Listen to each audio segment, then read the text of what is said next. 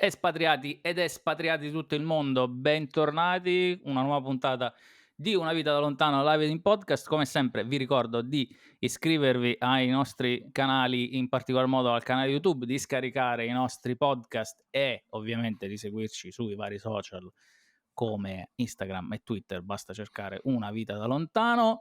Io sono Raffaele Abrozzi e con me uno dei due compagni di viaggio, l'altro probabilmente ci raggiungerà durante la puntata, che si chiama Emiliano Pilotti. Ciao a tutti, benvenuti, bentornati. Senza indugio lancio la sigla.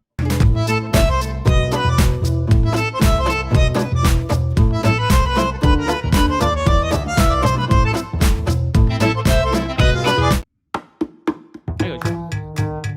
Siamo tornati dopo la sigla, quindi questo inizio così Quanta scoppiettante, ma per post-produzione, mettiamola così. esatto, per vari motivi noi cerchiamo di essere sempre il più serio possibile, ci scriviamo le cose, prepariamo una scaletta, scriviamo le domande e poi ovviamente ci mettiamo i bastoni tra le ruote da soli, quindi abbiamo una scaletta fatta per 3, ma noi siamo in 2, quindi presentiamo subito la nostra ospite di quest'oggi, che viene da uno dei paesi più lontani che potremmo raggiungere con la nostra trasmissione. Torniamo su uno dei paesi del delitto dove siamo già stati. Per la seconda volta torniamo in Giappone e diamo il benvenuto a Gigi Sake, ma il suo nome è Giulia Maglio. Benvenuta, ciao Giulia.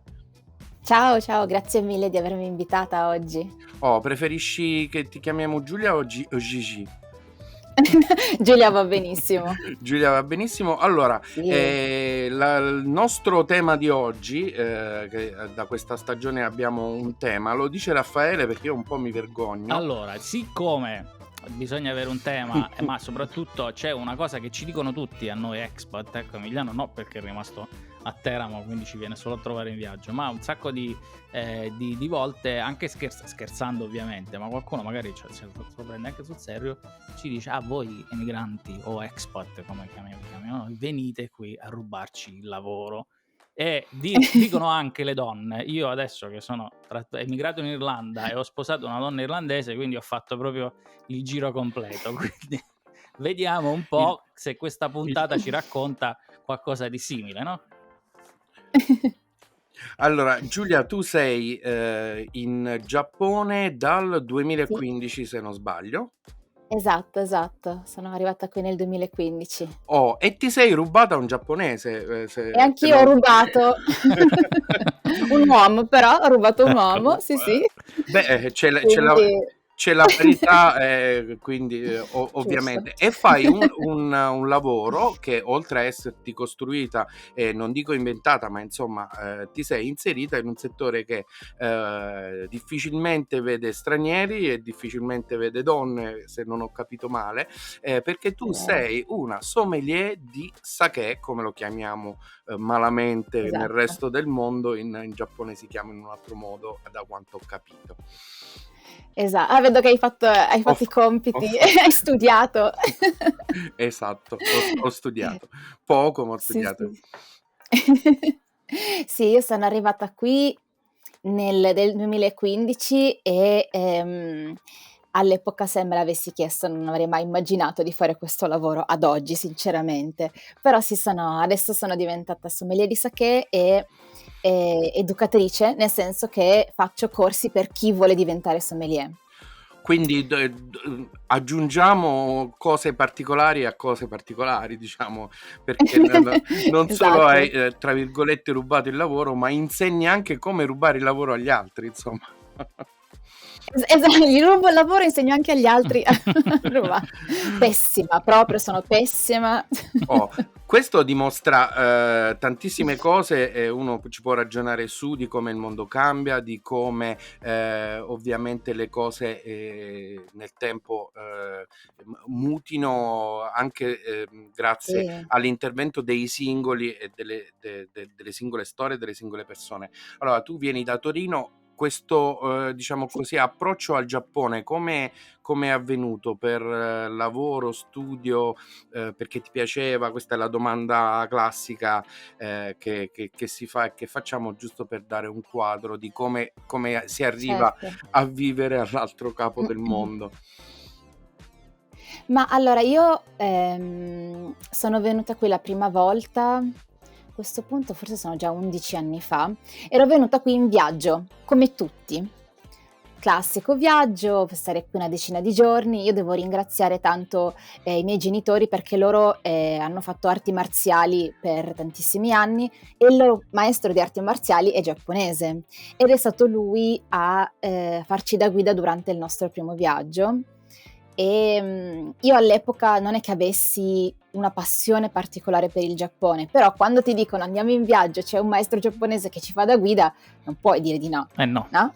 Quindi Certo. e soprattutto quindi avendo con quest mamma e papà che fanno arti marziali, quindi ti corcano di botte se non vai sì. con loro. Non avevo scelta praticamente.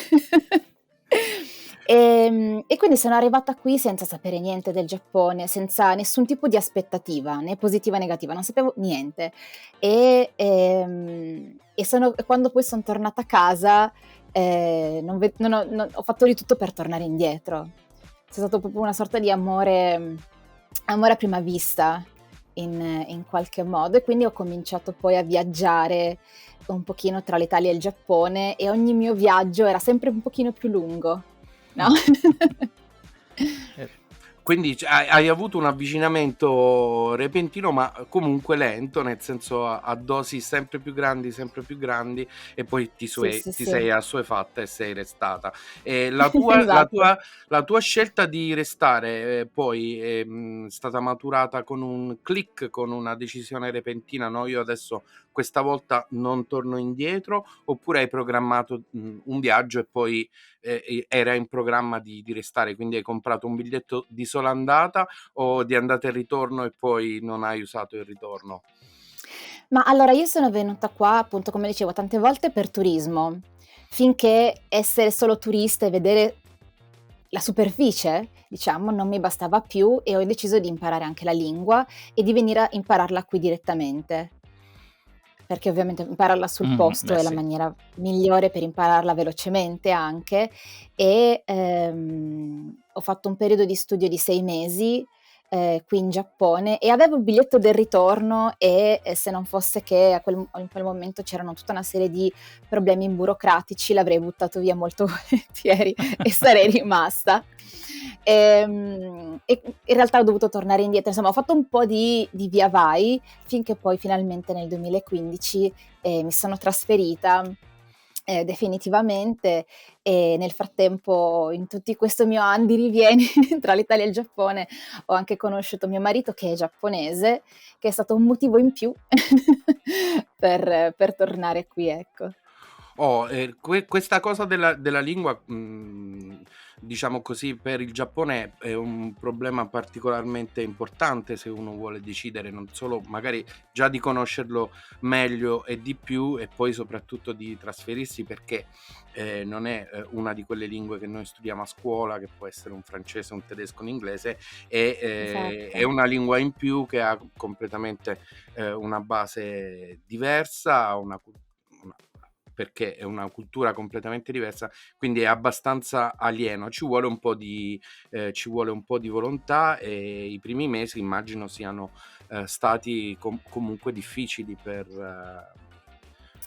Sì. aumentare, diciamo, il livello dal non mi perdo o la sopravvivenza quotidiana fino al posso lavorare. Tu l'hai fatto abbastanza in fretta, però. Ma allora, c'è da dire che, appunto, come dicevo, quando almeno questo è quello che è successo per me, avendo imparato la lingua sul posto, l'ho imparata anche più in fretta. Io quando sono venuta qua come studentessa poi avevo anche un lavoro part-time e, lavorando ancora più il processo va sempre più veloce e lì diventa anche una questione di un po' di, diciamo, sopravvivenza, cioè se non parlo non riesco a fare niente, e quindi comunque in qualche modo devi accelerare il tutto. È chiaro che il giapponese è, come dicevi tu, è molto lontano, è molto diverso, e non è soltanto il fatto di dover imparare una lingua diversa, ma è proprio un modo di parlare diverso, un modo di esporre le proprie opinioni o di confrontarsi con l'altro, che è molto molto diverso. Quindi diciamo, imparare le parole non è tanto quello il problema, imparare come comunicare, quello è una cosa che ci vanno anni, ecco. Ecco, anche il capire, diciamo così, la società o come funziona la società è un processo lungo, continuo, che non finisce mai, perché, ovviamente ne parlavamo prima di cominciare, la trasmissione, l'ho sentito dire anche altre volte, insomma i giapponesi hanno un modo di raggiungere decisioni, molto travagliato, diciamo così, molto lungo, Sì, però sì, una sì. volta che poi hanno preso una decisione, quella è, a differenza nostra che ci mettiamo un sacco di tempo a prendere le decisioni e poi non le rispettiamo, quindi c'è una differenza culturale abbastanza marcata. Diciamo così, questa differenza di culture per appunto uno straniero in Giappone, un espatriato in Giappone, che non è solo un turista o uno che è lì per lavoro per poco tempo, è un processo Sì. continuo che non finisce mai, immagino, e tu tuttora impari qualcosa di nuovo ogni giorno. Assolutamente sì, poi sto imparando la pazienza, perché appunto come dicevi tu, prima che una decisione venga presa bisogna pensare, bisogna chiedere a chi sta sopra di noi, quindi il nostro superiore, eccetera, eccetera, perché poi è un problema anche di gerarchie, quindi la pazienza. Sto imparando la pazienza, io che non lo sono mai stata troppo. Però appunto come dicevi tu, una volta che poi decidono, vanno, tipo treni. È chiaro che ci sono un po' pro e contro in ogni cosa, ecco. Il contro, diciamo, è che tu dici: ok, abbiamo passato mesi a prendere una decisione, finalmente l'abbiamo presa, si va. Nel momento in cui incontrano un ostacolo, con un imprevisto, non sanno come districarsi. Una volta che arriva l'imprevisto, panico. Panico. E noi magari italiani, che siamo un pochino più pratici, no? Sappiamo come districarci gli imprevisti, abbiamo questa cosa che ok, l'ultimo minuto, vabbè, ce la inventiamo. Loro ti guardano come se avessi fatto la scoperta del secolo, no? Chissà come ti è venuta quest'idea. Non sono bravi ad Dobbiamo fare improvvisare, qualcosa. insomma, noi abbiamo questa caratteristica No, che no. forse parte dalla nostra storia, che siamo capaci di improvvisare. I giapponesi secoli e secoli di imprevisti ci portano poi a vivere, Esatto. diciamo, un po' Però più tranquilli negli imprevisti. Questa, Esatto. diciamo, mi viene attitude, ma diciamo questo modo di fare italiano, mettiamolo così, e poi ti ha aiutato nel lavoro. Adesso vabbè, lavori da sola, ma insomma quando lavoravi per altri, insomma, questo modo di essere un po' italiana e brava ad improvvisare ha aiutato, come in tante occasioni abbiamo detto, noi siamo stati come italiani bravi anche nelle grosse aziende di IT, per esempio, perché siamo capaci di fare tutto, dal sistemare la stampante a fare il nostro normale lavoro. Invece nelle grosse aziende c'è sempre una divisione per compartimenti, quindi se tu fai una cosa non puoi fare Certo. un'altra, però noi poi riusciamo fuori bene proprio perché siamo bravi a improvvisare. Questa cosa ti ha aiutato in Giappone o no? Sicuramente, soprattutto con il mio primo lavoro qui, perché lavoravo per una compagnia giapponese, e quindi il fatto di avere questa cosa, vabbè, ok, la faccio io, non sarebbe nel mio lavoro, ma non importa, dobbiamo toglierci da questo impiccio, dobbiamo arrivare al domani avendo questa cosa risolta. Sicuramente, da una parte, in qualche modo loro sono contenti perché gli risolvi il problema. Dall'altra parte però È questo come mio se modo di vado e gli poni un problema ulteriore, cioè che cambi le regole della situazione. mi impongo, perché sì, ok, gli ho risolto il problema, però mi sono dovuta imporre per farlo, perché ho detto ok ragazzi, vai, faccio io. E lì è il momento in cui sì, risolvo il problema, però mi sono imposta e magari sono passata davanti a qualcun altro perché avrei dovuto chiedere il permesso per fare cose, e invece magari soprattutto se hai a che fare con un cliente e vuoi risolvergli il problema, qualunque problema sia, nella maniera più veloce, perché poi dopo devi fare qualcos'altro, e magari il fatto che non avessi rispettato la gerarchia, eccetera, eccetera,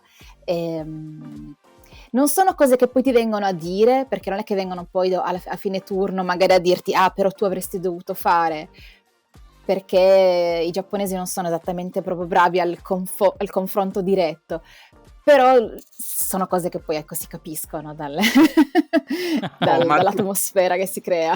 Ma tu pensi che questo tipo di approccio nuovo per loro, diverso, diciamo così, magari anche se non nuovo, poi possa lasciare delle tracce, possa restare in qualche modo nei posti dove sei stata, nei luoghi in cui appunto hai portato questo modo di risolvere un problema immediato in maniera diversa? Perché l'interscambio, diciamo così, si fa sì sul lungo periodo e con i grandi numeri, ma anche i singoli appunto magari nelle singole aziende possono lasciare traccia. No, non credo. Nel momento in cui ho cambiato lavoro, quindi mi sono spostata e ritornato come era prima. Ok, quindi non basta la goccia, ci vogliono molte gocce, ci vuole un po' di più. Un sacco di gocce ci servono. Allora ti abbiamo fatto un po' di domande, diciamo così, preliminari, e ti abbiamo fatto raccontare la tua storia molto velocemente. Rispetto a questa prima fase, cioè quella dell'arrivo in Giappone, nella maturazione della decisione di vivere in Giappone, di trasferirti, se hai qualche considerazione che può essere utile a qualcun altro che appunto ha il biglietto per andare in vacanza in Giappone adesso, oppure sta pensando di fare un'esperienza completamente diversa dall'altra parte del mondo, se hai qualche consiglio o comunque anche solo delle considerazioni maturate con la tua esperienza. Ma è chiaro che soprattutto noi italiani abbiamo tutta una serie di idee su come il Giappone potrebbe essere o su come il Giappone è, perché le basiamo sulla televisione, sui film, e poi la cultura per esempio dei videogiochi, degli anime è molto molto grande, quindi quello è un po' l'immaginario collettivo di tanti.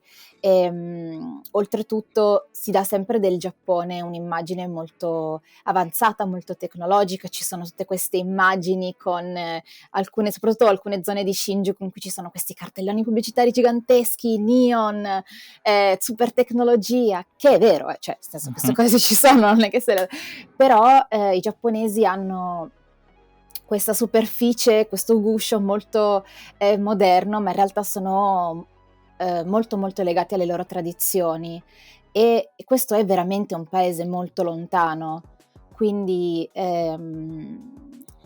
chi arriva qui come turista ovviamente ti porti dietro la tua cultura, quello che quello che sei abituato a fare nella quotidianità, quindi non è facile, non è come premere un interruttore, ok, da oggi non devo fare tutta una serie di cose, non è facile, però più che altro entrare nell'ottica che quello che si vede qua o quello che i giapponesi fanno, loro partono da un presupposto completamente diverso dal nostro, quindi veramente venire qua con una mentalità molto aperta, essere pronti a lasciare anche solo per qualche giorno quello che si conosce.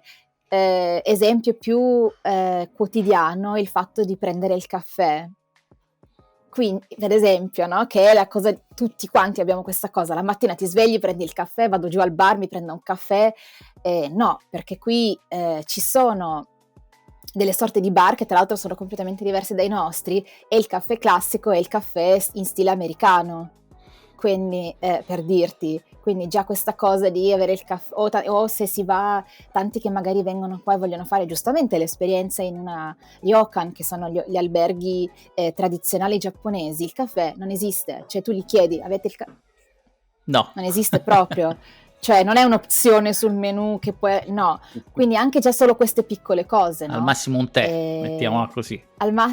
Esatto, ti facciamo scegliere tra 85.000 varietà di tè, ma il caffè no. Che è chiaro, non è la loro cultura, quindi no, ci sta come cosa, però sono anche queste cose del quotidiano che uno deve essere pronto a non trovare, ecco. Ecco, per fare una considerazione, non solo la risposta è diversa da quella aspettata, ma è proprio la domanda che è diversa. Quindi Esatto. bisogna partire da un punto di vista staccato, diciamo, fare un passo di lato prima, insomma, di immergersi. Quindi, dopo questa tua considerazione, Raffaele Sì, ha allora, un annuncio da farci. una domanda, ma prima soprattutto Sì. ricordiamo come sempre le solite cose, quindi iscrivetevi al nostro canale Una Vita da Lontano, iscrivetevi ai nostri podcast, caricateli, seguiteci su tutti i social e ovviamente, visto che Giulia è con noi, seguite anche i social di Giulia, Instagram, Gigi Sake, scusami. Quindi basta cercarlo, lo faccio vedere, poi lo mettiamo in sovraimpressione e nelle descrizioni. Raccontandoci di questo Giappone un po', insomma, chiuso un pochettino, ecco. Sì. Com'è stato difficile per te adattarti a questo modo di fare, soprattutto perché adesso ovviamente hai a che fare anche con la famiglia, suppongo, di tuo marito, e quindi ci sono tutta una serie di cose da prendere in considerazione, perché all'inizio magari c'è la novità, dici la straniera, eccetera, eccetera, ma poi ci devi vivere lì, quindi magari sono delle cose che non funzionano, no? Soprattutto perché più tempo passa e meno cose ti perdonano, tra virgolette. Quindi, come dicevi tu all'inizio, c'è la cosa della straniera e va bene, è un po' la novità, e anche se fa qualcosa di strano, vabbè, è straniera, dopo 6 anni questa scusa Non funziona più. non la posso più usare tanto. No, devo dire che comunque, vabbè, loro sanno perfettamente che la loro cultura è completamente diversa. Quindi, se loro vedono sia la mia famiglia, quindi sia, diciamo, nell'aspetto della vita privata, ma sia, che ne so, la gente che incontro per strada, per dirti, quando vedono che tu stai facendo del tuo meglio, no? O per integrarti, o per parlare, o per farti capire, o mostri comunque un interesse per la loro cultura, loro sono molto ben disposti ad aiutarti, a darti una mano, anche quando non parlano niente altro che giapponese, perché poi qui anche l'inglese non è molto molto parlato, però sono sempre molto felici di vedere che tu dici anche solo la parolina o cerchi di avvicinarti alla loro cultura o ai loro modi di fare, alla loro cucina, eccetera, eccetera. Quindi hanno comunque, ovviamente parlo in maniera generale, ma hanno un approccio molto positivo nei confronti di chi viene da fuori e mostra interesse, ecco. Ok, beh, perché questa è è rassicurante. No, è rassicurante, nel senso che questa è la domanda successiva, e poi dopo vorrei andare un po' a raccontare del sake, perché è una cosa molto interessante. Io seguo un sacco di mettiamola così, colleghi youtuber che sono in Giappone, no? Ce ne sono alcuni italiani abbastanza famosi, uno di questi è Tommaso che ti ha intervistato, ma un altro lo abbiamo intervistato noi, che è Giovanni, che è il calabrese in Giappone. Poi in mezzo ci sono tutta una serie di declinazioni, ma secondo me i due estremi sono Tommaso da una parte, che è critico delle volte, però ha un atteggiamento molto positivo rispetto al Giappone, e invece Giovanni che dall'altra parte invece racconta questo dark Japan, no? Questo fatto di Giappone che non è bello come si immaginano tutti, insomma, che le cose, che i giapponesi sono delle volte razzisti, che eccetera eccetera, che la vita non è così semplice, non è tutta rose e fiori. Quindi questi sono i due estremi. Sì. Tu da che parte stai? tra i due, mettiamola così. Sicuramente ho un approccio più sul positivo, ma anche perché poi questo è anche il mio carattere, il mio modo di essere. È chiaro che problemi ce ne sono. Io tra l'altro magari queste sono domande che mi farete più avanti, non lo so. Io tra l'altro faccio un lavoro, sono in un mondo praticamente al 99% maschile e tra l'altro molto molto tradizionale, quindi ti lascio immaginare insomma i problemi nel quotidiano, ecco. È chiaro che ci sono ogni paese ha la sua complessità, ci sono anche dei lati dark nel Giappone, il razzismo purtroppo è un problema che esiste in tutto il mondo. Chiaro, non è tutto rose e fiori, ecco. Noi, del resto, a me capita tantissime volte di parlare con giapponesi che o sono stati in Italia per una vacanza, quindi anche lì 10 giorni, 2 settimane, o che non sono mai stati in Italia e vorrebbero tantissimo, e loro dell'Italia hanno questa immagine su questa nuvoletta rosa, tutto bellissimo, tutto un po' la stile vacanze romane, cibo meraviglioso, posti meravigliosi, l'arte, perché sappiamo che gli italiani sono tutti molto calorosi, eccetera, eccetera. E tu che dici sì, ok, è vero, perché non è che sia completamente sbagliato, però poi tu sai quali sono i problemi reali del quotidiano e dici sì, certo. Quindi insomma è chiaro, c'è un po' di tutto, sia il positivo che il negativo, però io forse sono un pochino più dalla parte del positivo, ecco, sicuramente. E questo tuo atteggiamento positivo è, diciamo, anche un po' euforico che vedo nella tua, diciamo così, nel tuo racconto, sicuramente ti avrà aiutato nel lavoro a costruirti l'attività che fai adesso, perché non tutti hanno, diciamo così, anche solo il coraggio di buttarsi in una cosa completamente diversa, completamente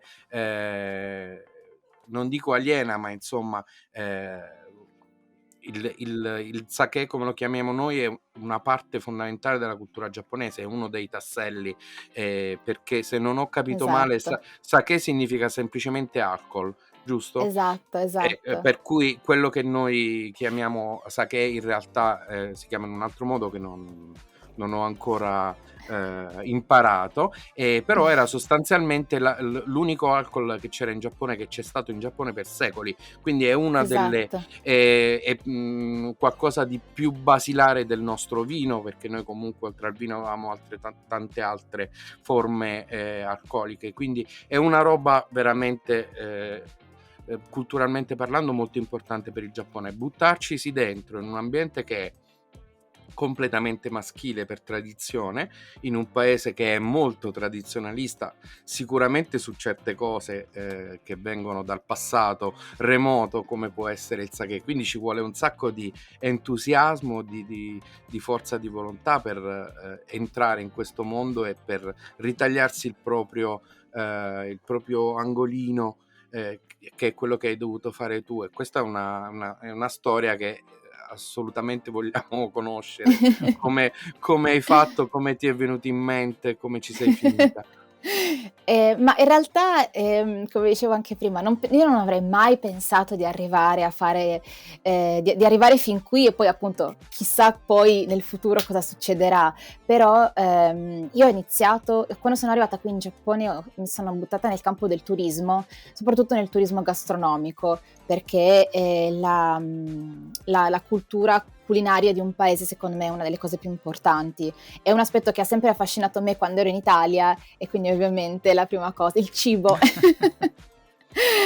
Stare seduti a tavola e divertirsi a tavola con il cibo, ecco, insomma, è una delle cose più importanti e che unisce e lega le persone. Quindi è stato quello il motivo per cui ho voluto cominciare con il turismo e buttarmi nel turismo. È chiaro che quando parli di cibo c'è anche il reparto bevande che viene insieme.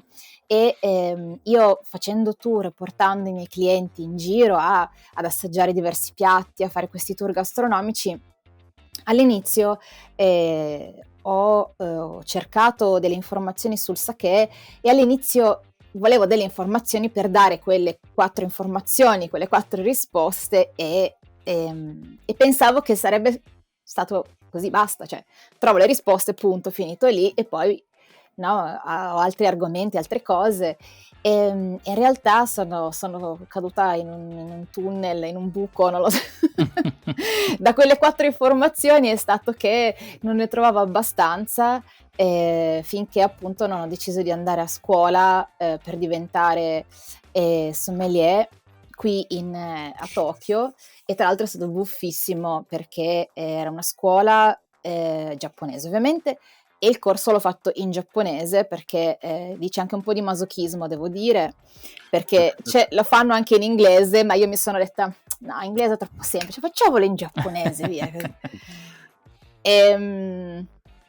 E quando sono arrivata a scuola, diciamo, io sono arrivata con la mia cartella stile no, studentessa al liceo, no, quindi sono arrivata col mio portapennino super coloroso, sono arrivata lì e tutti i miei compagni di classe, a parte il fatto che erano sicuramente tutti molto più grandi di me,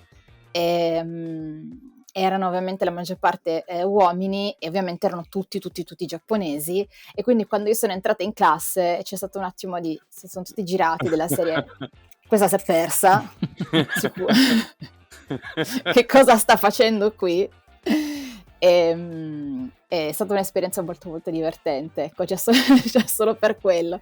E poi da lì è continuato, perché poi ho preso il mio bravo diploma da sommelier e ho continuato a fare altri corsi, a comprare libri. Io continuo a comprare libri, tutto intorno a me ci sono praticamente solo libri di sake, e ovviamente sake, vari contenitori, bottigliette, coppette. Ogni volta che torno a casa con una coppetta nuova o che arriva il corriere a portarmi un nuovo libro, c'è mio marito che basta, non ci abbiamo più spazio. Considerando poi le dimensioni degli appartamenti giapponesi, insomma, che non sono Esatto. esattamente grandissimi, no? Esatto, quindi ci sono i libri sulle cose, sulle bottiglie, insomma è tutto bellissimo. Ci dici Ho fatto sì, la differenza, no? Emiliano diceva, noi lo chiamiamo sake, ma non si chiama sake. I giapponesi non lo chiamano Sì. sake. In realtà in giapponese si chiama Nihonshu. Ok. E Nihon vuol dire Giappone in giapponese, e Shu vuol dire anche Shu vuol dire alcol, sia per sake che per Shu si usa lo stesso carattere ma si legge in 2 maniere diverse. Questa è un'altra cosa bellissima del giapponese, che un carattere ha X letture. Scegli quella che ti piace di più, no scherzo, c'è ovviamente tutta una struttura grammaticale, però quindi è l'alcol giapponese, però appunto loro, come diceva Emiliano prima, per secoli hanno prodotto solo quello, hanno bevuto solo quello, quindi chiamarlo sake, chiamarlo Nihonshu, non è che facesse tanta differenza, perché tanto quello c'era. Hanno dovuto poi cominciare a differenziarlo poi quando hanno cominciato a produrre altri alcolici, quando da altri paesi sono arrivati altri alcolici, eccetera, eccetera. Però a livello internazionale comunque lo si chiama sempre sake, quindi chiamiamolo sake, va benissimo. Intanto facciamo una considerazione, che comunque i giapponesi sono bravissimi a produrre qualunque tipo di alcol adesso, e sono quelli che partendo da zero hanno raggiunto degli altissimi livelli, per esempio nella produzione di whisky. Il primo whisky Sì. che è stato mandato a prendere un po' di spazio in orbita sulla Stazione Spaziale Internazionale è un whisky giapponese, è stato mandato un barilotto di whisky giapponese, e fanno la birra, producono il vino adesso, quindi diciamo così è un popolo a cui piace bere, diciamo così, anche se l'approccio culturale all'alcol varia da paese a paese. Qui per esempio Raffaele è in Irlanda, ci ha raccontato più volte, e tutti noi sappiamo diciamo così anche gli stereotipi dell'Irlanda. Sì, diciamo che in Irlanda la domanda, la frase "he's an heavy drinker", cioè ovvero è uno che beve un sacco, e la mia risposta è sempre sì, ma qual è il limite dell'heavy drinker? Perché poi normalmente quando i pub erano aperti, adesso riapriranno è un po' di più nelle prossime settimane, insomma un irlandese medio almeno 4-5 birre il venerdì sera se le beve normalmente, quindi è che per noi insomma nel nostro modo di vedere il consumo dell'alcol da italiani è già tanto, quindi questo è Già, sì. invece quanti tipi di sake ci sono in Giappone? Perché io ho visto immagini di posti dove ci sono dei muri interi di distributori automatici di sake con Sì. centinaia e centinaia di tipi. Ci sono tantissimi tipi di sake. Allora, in Giappone ci sono più o meno 1500 cantine, più o Mm. meno, e ogni cantina produce diversi tipi di sake. Alcuni sono sake che si possono trovare, sono tipi di sake che si possono trovare tutto l'anno, altri sono alcuni sake di una specifica stagione. Per esempio adesso che siamo in autunno, anche se in realtà ci sono ancora 30 gradi perché io sono qui col condizionatore, ma vabbè. Beata te. Chiusa la parentesi. Ci sono, per esempio adesso c'è questo sake che viene prodotto e venduto solo in questa stagione, però tipi di sake, contarli, ce ne sono veramente, veramente tanti, molti più di quanto si possa immaginare. Di Molti solito... più di quanti se ne possa immaginare quando appunto uno va incautamente in un ristorante cinese e alla fine gli portano il sake e quella è una roba proprio diciamo anche fuori contesto, fuori cultura, Sì. diciamo così costruisce anche un'immagine sbagliata di quello che è di quello che è il sake. E per questa cosa, prima di farti continuare con ovviamente delle spiegazioni Sì. anche molto interessanti. Per esempio noi da qui, da dove siamo, da tutte le nostre altre parti del mondo, se volessimo berci un sake, chiamiamolo entry level, diciamo per cominciare bene e per iniziare a capire di che cosa si tratta, tu che cosa ci consiglieresti? Che tipo di ricerca, per esempio, dovremmo fare sui siti, se specializzati, anche diciamo così generali, senza fare i nomi? Cosa potrei cercare per bermi una cosa, per capire anche solo, avere un'idea generale?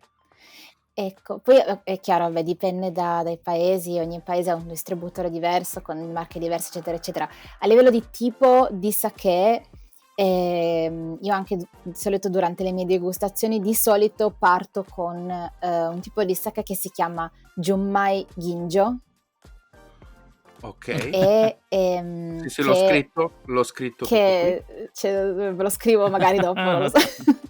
Sì, ce lo scrivi che così lo mettiamo poi nelle descrizioni, e magari se riesco a Sì, sì, trovare sì. qualche link dove poterlo acquistare lo metto anche lì, così noi ce lo compriamo, lo facciamo comprare ai nostri ascoltatori, mettiamola così. Esatto. Sì, diciamo che questo tipo di sake è Junmai Ginjo. Mh-mh. È un tipo di sake un pochino più aromatico, un pochino più fruttato, un pochino più leggero, con di solito delle note abbastanza delicate, quindi se è il nostro primo sake Mh-mh. della vita, il nostro primo sake in generale, direi che è un buon modo per iniziare. Come per qualunque bevanda o per qualunque tipo di cibo, di solito uno parte con una cosa un pochino più leggera, più delicata, per poi andare a cercare qualcosa di un pochino più complesso, più ricco, magari un invecchiato, insomma, eccetera, eccetera. Come la stessa cosa faremmo noi con un vino, no? Si fa partire da una cosa un pochino più leggera e poi... Se non ho capito male, tu fai anche dei corsi online, Sì, soprattutto in questo periodo di pandemia, di chiusure, eccetera. E esatto. ovviamente è difficile farlo se poi non si ha la materia prima, se ogni studente non ha la materia prima. Quindi hai trovato anche un modo, diciamo, per ovviare a questo tipo di problemi. Per cui, diciamolo, se qualcuno è interessato a farlo seriamente, un corso che si può rivolgere a te online, sui tuoi siti, sui tuoi social, facciamoti anche un po' di promozione. Sì. Gigi Sake, lo potete cercare, è il primo risultato, quindi non potete sbagliare. Bene. È molto interessante, non solo perché a noi ci piace bere bene, scoprire anche cose nuove e diverse, e appunto questa cosa del sake a me mi ha sempre incuriosito di capire effettivamente un pochino di più come fosse. Dal punto di vista culturale, siccome il Sì, sake è, facciamo un paragone che è un po' improprio, ma insomma, in Italia c'è il vino è importantissimo, i sommelier in Italia sono i cerimonieri del vino, il Giappone è un paese in cui le cerimonie sono molto importanti a tutti i livelli, diciamo così, la tua figura professionale è non solo all'interno del mondo del sake, ma all'interno della società è una figura importante, e con tutte quelle cantine e anche una parte economica consistente del Giappone, la produzione di sì, sake e il consumo del sake. Per cui tu ti sei ritrovata sicuramente in moltissime situazioni che ti hanno messo al centro dell'attenzione e che ti hanno portato a scoprire degli aspetti anche, diciamo così, pratici del Giappone ed economici sì. più approfonditi di quello che potrebbe essere per qualcuno appunto che è in Giappone da sostanzialmente così poco tempo, no? Quindi hai avuto, diciamo così, un imprinting giapponese un po' accelerato. Hai delle considerazioni da fare, soprattutto perché l'ambiente di lavoro è molto maschile e tu sei una donna, ti sei dovuta imporre oppure è venuto tutto naturalmente? Ancora oggi hai, diciamo così, delle situazioni da raccontare? Ma, io è chiaro, sono all'inizio della mia carriera perché comunque, sono in Giappone dal 2015 e, diciamo che io ho aperto, Gigi Sake, nel 2020, quindi tutto molto nonostante il mio percorso del sake sia iniziato prima, è tutto molto, molto nuovo, tutto molto fresco, quindi la mia carriera è sicuramente all'inizio e, come dicevo prima, loro sono molto contenti e, ben disposti nel momento in cui, si mostra attenzione per qualcosa che è tradizionale, per qualcosa che fa parte della loro cultura. Ehm, ma, ogni volta che anche semplicemente senza essere in una in un posto di lavoro, ecco, ma nel momento in cui mi ritrovo al ristorante, all'izakaya, in un locale a bere sake o ordinare sake, lo stupore sulla faccia di chi mi vede ordinare, già quello, no, perché comunque, non ho la faccia di un sommelier, non la faccia, ma come dire, non sembro un sommelier. Di Mh-mh. solito quando si pensa a un sommelier di vino o di sake che sia, si pensa sicuramente ad un uomo, si pensa a un uomo di sicuramente di un'età superiore alla mia, con non so, vestito con non so, giacca e cravatta magari, tutto, no, Mh-mh. modino. E quindi quando io dico in giro che sono sommelier, c'è un attimo di: "Scusa?" Come? Cioè, "Scusa, puoi ripetere? Non ho capito." C'è tanta sorpresa, ecco. Quindi, io ho bisogno di un attimo me li devo lavorare un pochino di più per essere presa sul serio. Okay, quindi la doppia fatica insomma, come sempre Perché accade. subito dicono: "Ah sì, sì, sì, sì", poi quando vai a dirgli: "Sì, no, ma questa cosa la voglio fare davvero, cioè non è che son qui a raccontarti sono qui per parlare di cose serie", allora poi si rendono conto e dice: "Aspetta un attimo", ci mettono un attimino di più a entrare nell'ordine di idee che, sto facendo sul serio, non sono soltanto qui così a caso, no, quindi anche solo per dirti, tante le volte che mi è capitato di andare semplicemente in quella che da noi sarebbe un'enoteca, quindi una saketeca, Mh-mh. qui un negozio di Saketeca. sake qui a Come si Tokyo dice in e, giapponese un negozio di sake a questo punto? Saketen. Okay, quindi è è quasi tradotto uguale. Entrare in un negozio, soprattutto magari in un negozio che è un pochino più, vecchio stile, già mi guardano appunto della serie: "No, questa s'è persa".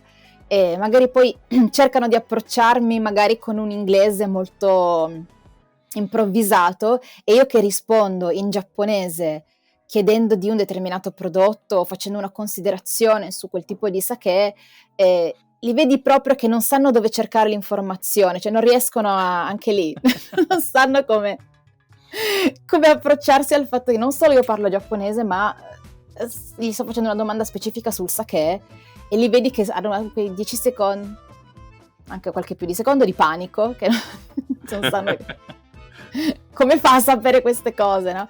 Quindi insomma devo sempre avere un po' tra virgolette, la pazienza di aspettare che riescano a processare il fatto che appunto sto parlando di sake, gli sto chiedendo di sake, che voglio fare questa cosa, voglio comprare questo prodotto, quindi mi ci va un pochino più di tempo, ecco. Allora, la domanda a questo punto, visto che stiamo verso la conclusione, che ti devo fare perché sono una persona molto venale, ci si vive a fare il sommelier di sake in Giappone da straniera o no? È una cosa che tu, se dovesse sentirci qualcuno e dire cavolo, ma io sì, faccio il sommelier in Italia, oppure sono appassionato, adesso mi voglio trasferire in Giappone e fare lo stesso lavoro che fa Giulia, è una scelta che tu consigli o bisogna affiancarla con qualcos'altro, almeno per il momento all'inizio, no?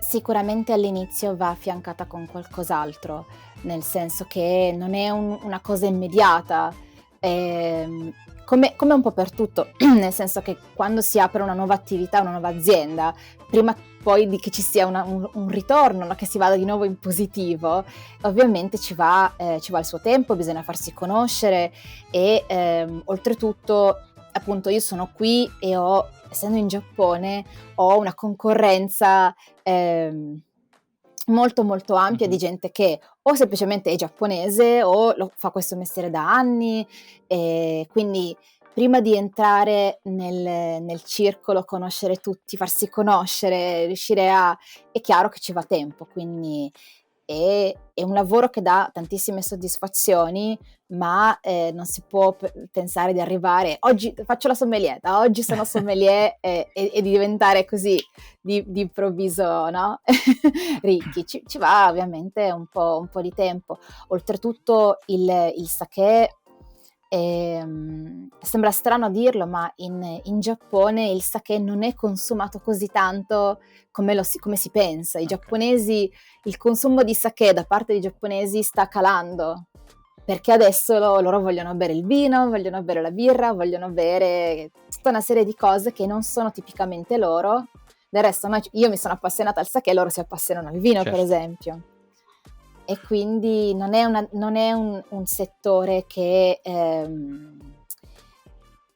come dire, non è un settore ricco, Okay. diciamo, no?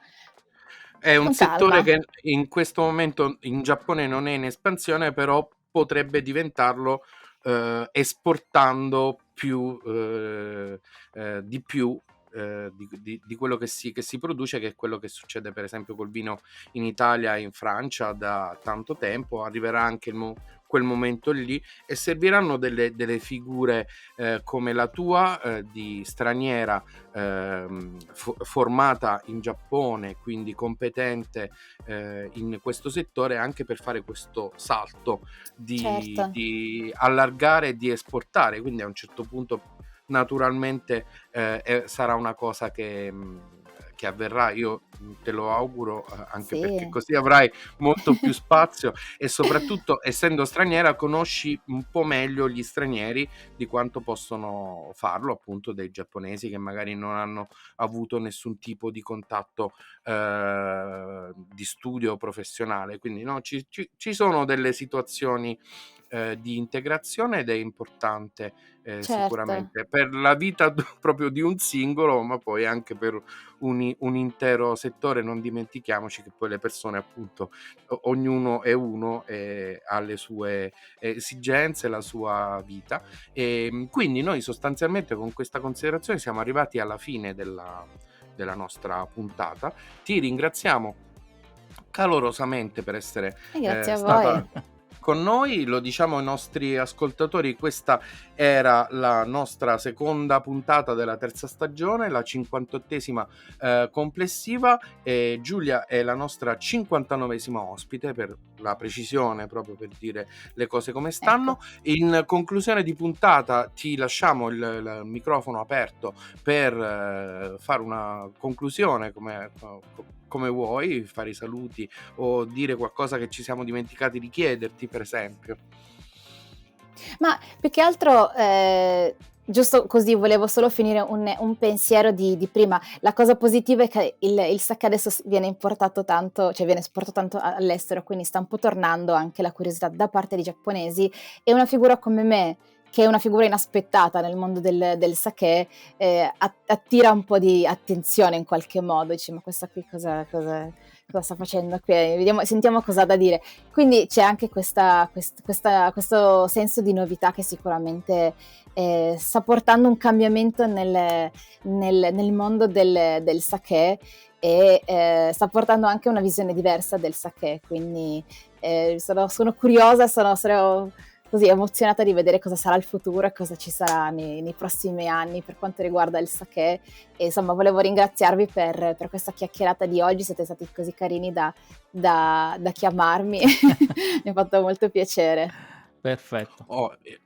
Ha fatto piacere a noi e speriamo che la goccia scavi la pietra come Sì. deve essere anche per il tuo lavoro, per la tua vita, per la tua permanenza in Giappone, e speriamo fra qualche tempo di ritrovarti in un'altra puntata, così da fare il punto della situazione, magari Esatto. per i tuoi aggiornamenti di carriera. E ricordiamo ancora una volta di andare a cercare Giulia sul suo sito ufficiale. Se vi ha incuriosito il sake, andate su jijisake.com, Ecco. giusto? E trovate tutte le informazioni. Anche ci sono la possibilità di comprare qualcosa, non vi dico cosa, ma sicuramente vi può piacere. E non il sake, perché non lo puoi spedire, a quanto ho capito non si può spedire, è complicato. Non ancora. Però se avete bisogno di consigli, se volete fare un bel corso, arrivereste nel posto giusto. Grazie ancora, e saluti finali li faccio fare a Raffaele, perché la baracca, perché devo premere il bottone, a lui. quindi questa era Una vita da lontano live in podcast. Come sempre vi ricordo Una vita da lontano su YouTube, su Instagram, su Twitter, e ovviamente unavitadalontano.com, che è il nostro sito web, come se non fosse altro. Questa è stata una puntata molto interessante. Adesso, anche se sono le 10 del mattino da queste parti, noi ci andiamo a fare un bel sake alla faccia di Giulia, che invece è quasi all'ora di cena, e ci sentiamo la prossima settimana con un nuovo ospite. È stato un piacere come sempre. Ciao. Ciao. Ciao.